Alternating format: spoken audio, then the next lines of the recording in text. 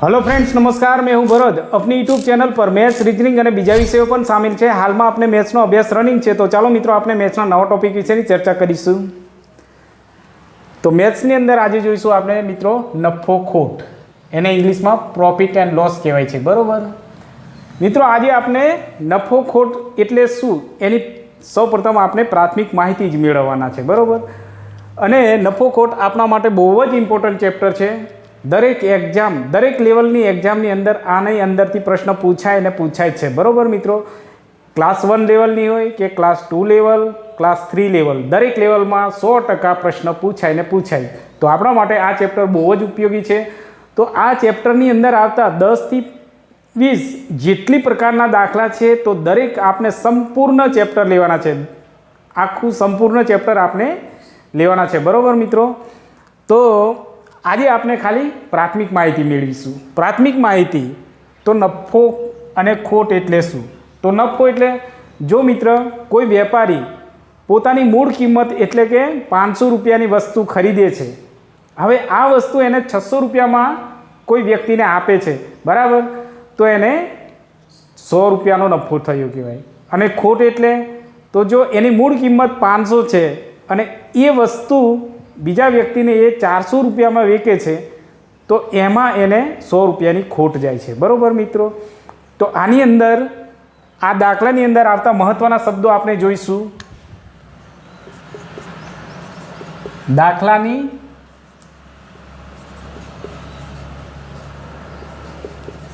दाखलानी अंदर आवता महत्वना शब्दों एना विशेनी पण समजूती मेळवीशुं। जेम के मूळ किंमत। बराबर, चालो मूळ किंमत एटले शुं। बराबर, मूळ किंमत ने टूंकमां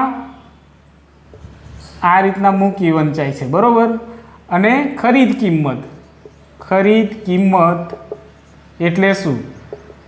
बराबर, तो खकी लखाशे।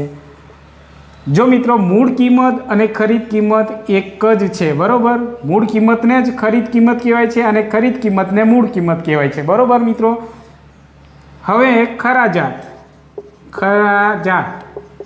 जात एटले जे वस्तु आपणे लईए छे एमां वधारे पड़तो आपणे खर्चो करीए छे। जे वस्तु जूनी छे, जूनी वस्तु लईए अने तेने मरामत करीए छे, एने खरा जात कहेवाय छे। वधाराना खर्चाने खरा जात कहेवाय छे। बरोबर, हवे पड़तर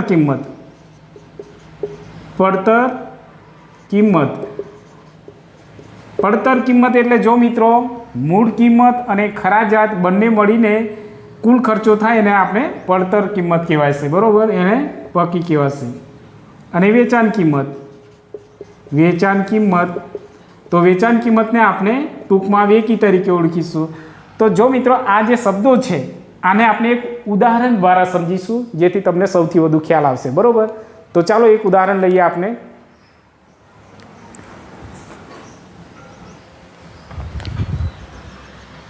तो चलो मित्रों आज मूळ किंमत, खरीद किंमत, खराजात, पड़तर किंमत अने वेचाण किंमत, तो आ शब्दों आपने उदाहरण में जोईने समझीशुं तो सौथी वधु ख्याल आवशे। जो विराट कोहली 1000 रुपया में बेट खरीदे छे, केटलामां 1000 रुपया में बेट खरीदे छे, एटले मूळ किंमत कहेवाशे। शुं कहेवाशे एने? मूळ किंमत कां तो खरीद किंमत। आ बंने एक ज, मूळ किंमत अने खरीद किंमत बंने एक ज छे। बरोबर, तो केटला 10,000 નું बेट खरीदे छे, बेट खरीदे। बरोबर, आने मूळ किंमत कहेवाशे अने खरीद किंमत कहेवाशे। अने तेमां 1000 रुपयाનું ग्रीप अने स्टीकर लगावे छे, आ वधारानो खर्च, एने खरा जात कहेवाशे। शुं? वधारानो खर्च करे छे। मूळ किंमतमां तो 10,000 छे, पण एमां वधारानो खर्च 1000 रुपयाનું शुं लगावे छे? ग्रीप अने स्टीकर।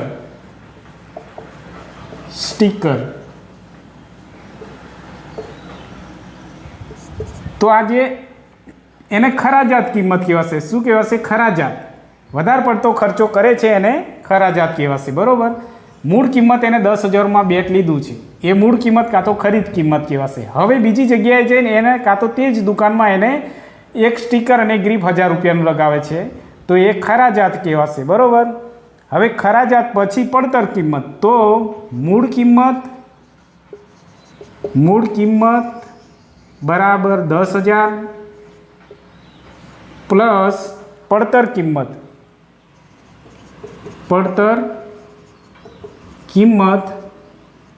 બરાબર 1000 રૂપિયા. તો આ કુલ કેટલો થયો? કુલ ખર્ચ 11,000માં. બરાબર. 11,000 આને પડતર કિંમત કહેવાશે. તો મૂળ કિંમત 10,000 છે અને 10,000 રૂપિયાનો ખાલી ગ્રીપ અને સ્ટીકર લગાવવાનો ખર્ચો. તો હવે વિરાટ કોહલીને કુલ કેટલામાં બેટ પડે છે? 11,000માં પડે છે, તો એને પડતર કિંમત કહેવાશે. બરાબર મિત્રો. હવે વેચાણ કિંમત, જે કિંમતમાં વેચે એને વેચાણ કિંમત કહેવાશે. બરાબર. 9,000માં વેચી દે છે એને વેચાણ કિંમત આને વેચાણ કિંમત કહેવાશે. બરાબર. તો હવે આ શબ્દો મિત્રો આપણે ખ્યાલ આવી ગયો. નફા ખોટની અંદર મિત્રો બહુ લાંબી રકમ હોય છે, એટલે કે સંખ્યા મોટી હોય છે, અને દાખલો ગણવામાં આપણે બહુ શોર્ટકટ ઉપયોગ કરીશું. બરાબર. એટલે કે આપણે ખૂબ ઓછા પ્રમાણમાં આપણે સૂત્રોનો ઉપયોગ કરીશું. કેમ કે સૂત્રોનો ઉપયોગ કરીશું તો આપણો સમય બગડશે. તો આપણને સૂત્રોનો સૌથી ઓછો ઉપયોગ કરીશું અને શોર્ટકટ દ્વારા જ આપણે જવાબ લાવીશું. બરાબર. તો ચાલો આ રીતના આને દાખલો ગણીએ. હવે કેટલા રૂપિયાની ખોટ જશે? બરાબર. તો અહીંયા આપણે શું લખીશું હવે? તો કે ખરીદ કિંમત લખીશું. પહેલાં કેટલી છે? ખરીદ કિંમત કેટલી છે? ખરીદ કિંમત 10,000. 10,000 છે ખરીદ કિંમત, એને મૂળ કિંમત કહેવાશે. બરાબર. મૂળ કિંમત. અને 1000 રૂપિયા એ શું છે? તો કે ખરાજાત. કુલ ખર્ચો કેટલો થશે? 11,000. બરાબર. આને પડતર કિંમત કહેવાશે. પડતર કિંમત. હવે વેચાણ કિંમત કેટલી છે? વેચાણ કિંમત બરાબર 9,000. તો જો મિત્રો આ સંખ્યા સાથે આપણે હવે બાદ કરીશું. 11,000માંથી 9,000 બાદ કરીશું તો અહીંયા 2,000નો વિરાટ કોહલીને ખોટ જશે. કેટલા? 2,000 રૂપિયાની. આ રીતના મિત્રો આપણે શોર્ટકટ રીતે દાખલા ગણીશું. ભાગ્યે જ આપણે સૂત્રોનો ઉપયોગ કરીશું. બહુ જ શોર્ટકટ અને બહુ સરળ રીતથી આપણે દાખલા ગણીશું. અને આ ચેપ્ટરની અંદર લગભગ જેટલી પ્રકારના દાખલા છે બધા જ દાખલા આપણે દરેક પેટર્ન વાઇઝ ગણીશું. અને આજે ખાલી આપણે ઇન્ટ્રોડક્શનનો જ વિડીયો બનાવીએ છીએ. બરાબર. અને દરરોજ સવારમાં તમને 9 વાગે આ વિડીયો મળી જશે. તો ચલો મિત્રો એક બીજું ઉદાહરણ જોઈ લઈએ. આની અંદર એ નામનો વ્યક્તિ જૂની સાયકલ કેટલી 600માં ખરીદે છે અને તેમાં સીટ ટાયર રિપેરિંગ કરવાનો ખર્ચ 400 થાય છે. બરાબર. પછી તે તેના મિત્રને 800માં સાયકલ વેચી દે છે. તો આપણે સૌપ્રથમ શું લખીશું? અહીંયા ખરીદ કિંમત. બરાબર. આ દાખલો મિત્રો, આવા દાખલા આપણે શોર્ટકટ રીતના જ ગણવાના છે. ખરીદ કિંમત લખીશું. ખરીદ કિંમત કાં તો મૂળ કિંમત એક જ છે, કોઈ બી લખશું તો ચાલશે. ખરીદ કિંમત કેટલી છે? 600. બરાબર. 600 મૂળ કિંમત લખીશું. બરાબર. હવે એમાં ખર્ચો કેટલો થાય છે વધારાનો? ખરાજાત. તો કે 400નો એને આપણે શું લખીશું? ખરાજાત. વધારાનો ખર્ચો કરે છે ખરાજાત, એને ખરાજાત કહેવાશે. હવે જો મિત્રો આનો કુલ ટોટલ કેટલું થાય છે? 0, 0, 10. બરાબર. તો 1000 રૂપિયા આને પડતર કિંમત કહેવાશે. કુલ ટોટલ થયું એને પડતર કિંમત કહેવાશે. બરાબર. હવે જો આપણે વેચાણ કિંમત લખીશું. વેચાણ કિંમત. તો વેચાણ કિંમત કેટલી છે? તો 800 રૂપિયા. બરાબર. જો મિત્રો હવે આપણે અહીંથી સ્ટાર્ટ કરવાનું છે. 1000 છે એ પણ ગણતરી અહીંથી 1000 રૂપિયા ગણતરીમાં લેવાના છે. બરાબર. જો 600 લેશો તો આપણો દાખલો ખોટો પડશે. 1000માંથી આપણે 800 બાદ કરીએ તો કેટલા? અહીંયા 200 રૂપિયા ખોટ જશે. કેટલી? 200 રૂપિયાની ખોટ જાય છે મિત્રો. અહીંયા 1000 રૂપિયા એને કુલ ખર્ચો થાય છે. સાયકલ ભલે એને મૂળ કિંમત 600માં ખરીદી છે, પરંતુ ખર્ચો એને 400 રૂપિયા કર્યો છે, એટલે કુલ એના કેટલામાં પડી સાયકલ? 1000માં પડે છે. તો 1000 રૂપિયાની સાયકલ એને 800માં વેચે તો એને 200 રૂપિયાનો ખોટ જાય છે.